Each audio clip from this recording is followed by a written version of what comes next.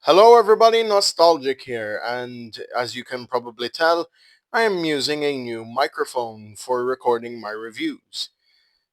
So, today we're taking a look at some minifigs that I have bought off of Aliexpress. I know, they're knockoffs, you don't need to tell me once, twice, or three times, but these are minifigures which are both canon and non-canon to Ninjago. So, let's get into it with, first of all, minifigures which have been made as knockoffs and will soon be releasing as official minifigures.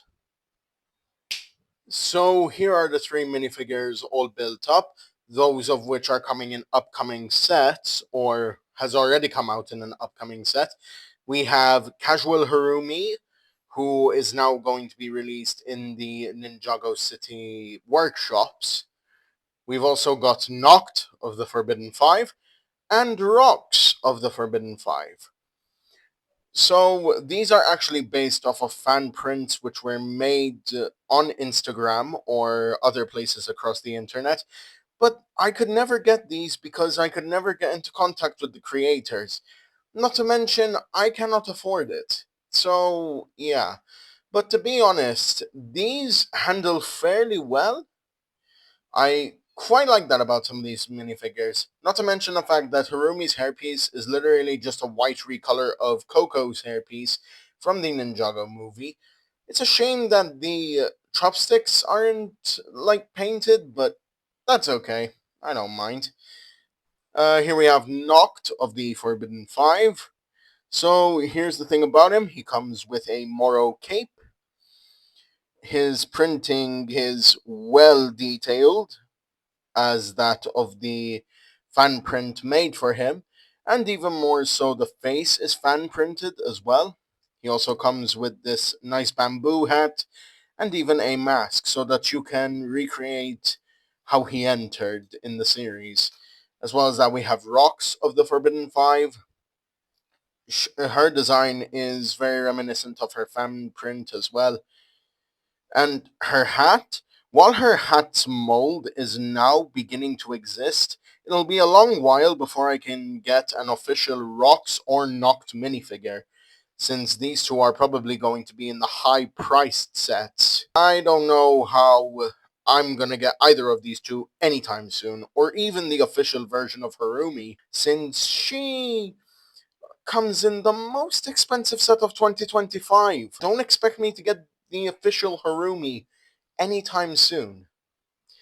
Right, moving on to characters which are expensive in sets and have a least likely probability to get them. I am going to be fair here. These minifigures feel similar in quality to Lego in every way. Just a bit more cheap is all, but it doesn't matter. So here's one of the minifigures I will probably never get to have my hands on. It's young Lloyd. And young Lloyd looks pretty cool. His hair mold is the same design as the official set. Same with his robe type, that being the legacy robe, and even more so having the short legs. And at the back, he has his worried face print. I'd honestly love to get more of this head print here because it just feels right to me. As for other minifigures that I might not have the chance to get my hands on, here is Stone Armor Cole, who came in an exclusive set back in 2016. And the reason I got this guy from AliExpress is because I'll have to accept it. I will probably never get my hands on this guy. At least his face print is pretty cool. It is basically the same as the Ghost Cole from 2016, but in human form. I love that. It just brings a bit more character to it. And here is Mech Pilot Cole, because he only comes in one set. That being the Earth mech from the Tournament of the Sources. His mask is pretty. It is well painted at the very least. There's a bit of black showing here, but I don't mind. Like at the top of the mask, there's a bit of black showing, but I don't mind. The face prints, they're pretty good as well. So is the printing overall. I have to say, for knockoffs, these are really impressing me right now. Okay, and usually I don't buy many knockoffs unless it's something that doesn't exist. Speaking of things that don't exist, let's move on to the minifigures of which we might never get to see in Lego form. So here we have the ninja in their pajamas alongside an NRG Lloyd. Never did I think that these guys, who are all based off of fan prints, would be in my collection. So let's start off with the ninja in their pajamas. So here's Kai, and if we take off his hairpiece, you can see that his head print is based off the Hands of Time Kai. At the back here, you can see his powered up expression. His hairpiece, like the official version, is a bit squishy because it is a soft plastic. Here's Jay, who has his Day of the Departed head print. And also his hair does not fit well onto the minifigure. And I've been praising these knockoffs for a bit, but this hairpiece is the one thing that had ticked me off right now. As for Cole, he also has his Day of the Departed head print. As you can see, he has his green scar with a happy expression and an angry expression. Zane's hairpiece also fits perfectly. There's no need for me to take the hair mold because there's nothing behind, there's no other head print besides this. It is nice to have another human Zane minifigure in my collection. As well as that, here is NRG Lloyd. He is the odd one out of these five, as the four ninja are in their pajamas. Meanwhile, he is in his NRG form. So, as you can see, there is his face. It looks a little bit like the rebooted version.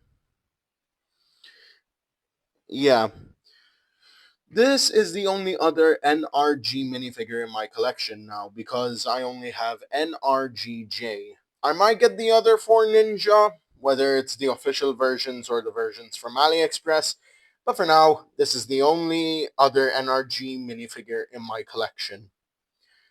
Let's move on to some more, and we're going to travel forward through time to season 4.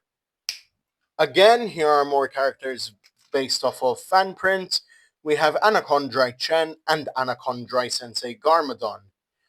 Now, these two are based off what happens in the second to last episode, or third to last episode, of Ninjago Season 4.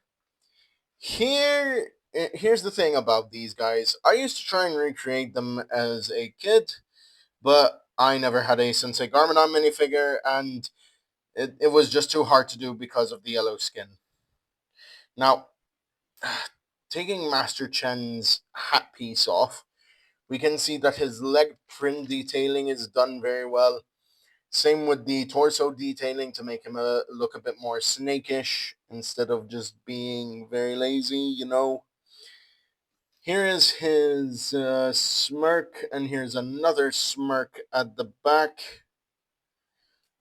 Still pretty good all around, and his accessories were claws, like, the ones which would come with a Wolverine minifigure or something.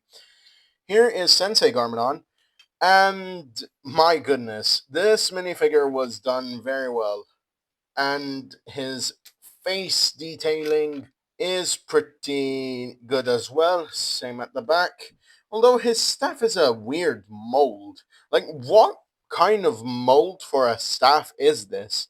I've never seen a staff like this in official Lego sets. Okay, now let's jump ahead to Possession. Here are the Season 5 Future Ninja. I'm going to be honest here. I bought these guys just to complete the set of Sensei Ninja. I do have a Future J minifigure, which is still in his box, the official version. All of these are fan prints, I think. But I want you to guess which of these Future Ninja are not canon.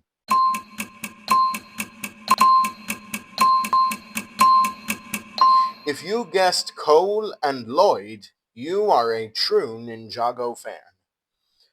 Here is Future Kai, and his design is very similar to Future J. Hell, all of the ninjas' designs are similar to Future J.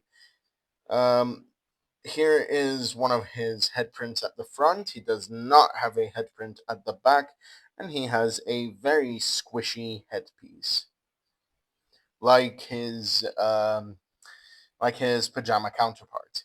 Anyway, here is Cole, and he has two alternative faces. One of them is him with his green scar from the end of Day of the Departed and Hands of Time. And here he is without his scar, if you want to do that. Me personally, I would. Now here's Zane, and Zane just has a simple expression. His titanium hair is very reminiscent of the first few series of Ninjago, the first few seasons of Ninjago.